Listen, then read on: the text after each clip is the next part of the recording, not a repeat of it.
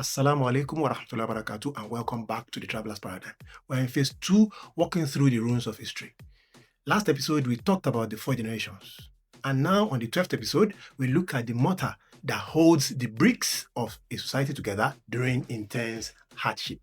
Our guide for today is Surah Al-Imran, verse 137. Allah says in the Quran, "Similar situations have passed on before you. So, travel throughout the earth and observe how was the end of those who deny."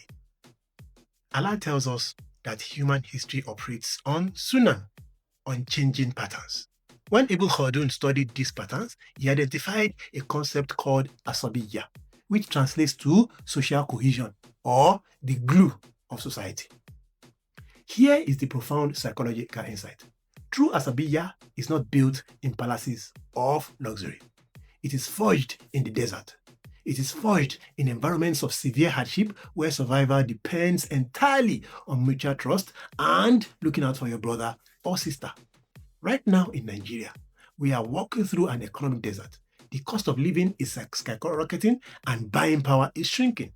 It is understandable why many are seeking greener pastures. But whether you are packing your bags for the West or staying right here, there is a historical trap we must observe.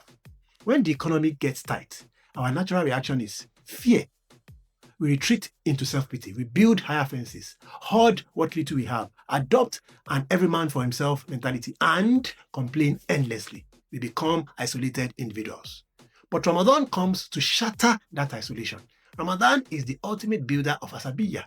Look at what happens at Maghrib. The richest man and the poorest man experience the exact same pang of hunger and break their fast at the exact same second. We stand shoulder to shoulder in Taraweeh. Hardship is supposed to bring community together, not tear it apart. When a society fragments into selfish individualisms during a crisis, it collapses. Here is your travel command for today. Assess your local Asabiyyah.